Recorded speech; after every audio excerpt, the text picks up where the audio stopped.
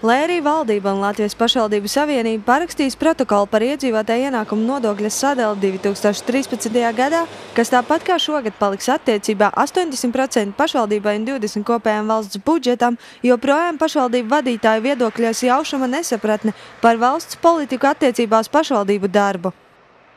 Reizē tur neliels pieaugums ir mums pašvaldībām, pierīgas novadiem, bet jāsaka viena lieta, kā es pēc savas prāta to saprotu, šeit tika, kas man nepatīk, tiek pretstatītas pašvaldības novadi, trūcīgie, bagātākie, vidējie, Šajā gadījumā salīdzinājums tā saucamajās bagātajās un nabadzīgajās pašvaldībās saistīts ar lēmumu 5,6 miljonus novirzīt pašvaldībām, kas nespēja sekt budžeta izdevumus no nodokļu ieņēmumiem.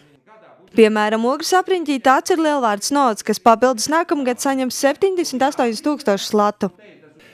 80-20 palika turīgākajām pašvaldībām, bet tām pašvaldībām, kas saņem naudiņu no izlīdzināšanas fonda, papildus tika piešķirta mērķa dotācija 5,6 miljonu apmērā. Tas ir palielinot minimālo finanšu nepieciešamības apakšējo robežu nedalāmo, un līdz ar to mums iznāk vairāk kā 80% Lielvārdei konkrētajā gadījumā, un tādēļ es uzskatu par to par samērā normālu kompromisu, jo izrādās pēc skaita ziņā Latvijā lielākā daļa pašvaldību ir, kurām tomēr ir šī izlīdzināšanas fonda, tā nauda tomēr tiek papildus dota. Pašvaldību vadītāju neapmierinātības cēlonis esot arī iecer ar nākamo gadu uz pašvaldību pleciem uzlikt valsts sociālo slogu. Lai arī iedzīvotāju ienākumu nodokļa pārdala nākamgad solās būt ar nelielu pieaugumu, tas tomēr neesot pietiekams, lai pašvaldības izpildītu uzliktās saistības. 13. gadu tad vairs nav valsts līdzfinansējums sociālai sfērai. Tas ir, kad visi pabalsti, dzīvokļu pabalsti, garantētais iztiks minimums, ko līdz šim maksājuma daļai sēdz arī valsts. Šobrīd pilnībā tiek pārlikts visus pašvaldībām. Turpmāk pašvaldībā no savu budžetu tas viss ir jāfinansē. Tāpat tas, ko mēs zinām pa ceļiem, ka šis finansējums 8. gadā tika 3 reizes, nevis par procentiem, bet 3 reizes samazināts. Tāpat mēs zinām arī par visiem tiem pārējiem izdevumiņiem, kas mums krājās un ir jārealizē, jānofinansē. Sākot ar bērndārziem, mums saka uzbūvēt jaunu bērndārzu, mēs viņu uzbūvējam, bet kad bērndārzu uzturēšana, kad budžeta nākošajā gadā prasa finansējumu. Respektīvi, tās ir tās reālās izmaksas. Visas šīs izmaksas sarēķinot kopā par pašvaldībām bija vairāk kā skaidrs, ka principā pašvaldībām nākošajā budžeta gadā pietrūkst 70 miljoni. Man, vairāk faktiski būtu iebildumi ne tik daudz pret šo nodokļu sadalījumu, bet man noteikti neapmierina, piemēram, ceļu fonda finansējums.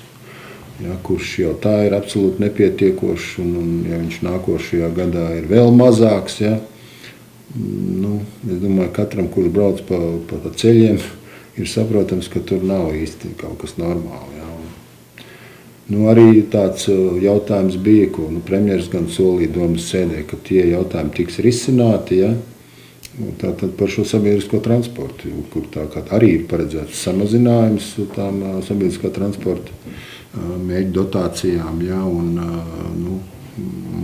mans ieskats konkrēti arī ir, kad arī Ķeguma novadā sabiedriskā transporta pašreizējais nodrošinājums, viņš principā ir nepietiekošs.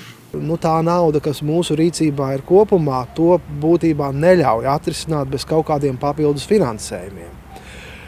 Līdz ar to es saredzu, ka mums nauda nepietiek jebkurā gadījumā ceļu jautājumu risināšanā, ceļu ielu jautājumu risināšanā, un šajā gadījumā cerēt, ka tuvākos gados, saglabājoties šādā iedzīvotāju ienākumu nodokļu proporcijai, tikai uz iedzīvotāju ienākumu nodokļu apjomu pieaugumu mēs šo naudu saņemsim, lai šīs vajadzības apmierinātu. Es domāju, ka tā mēs cerēt nevaram. Tik liela attīstība mums noteikti valstī nebūs, un tik liels ienākumu līmeņa kāpums. Līdz ar to pašvaldībām ir pamatota prasība pārskatīt vispār nodokļu politiku un novirzīt lielāku naudas apjomu tieši uz pašvaldībām ikdienas jautājumu risināšanai.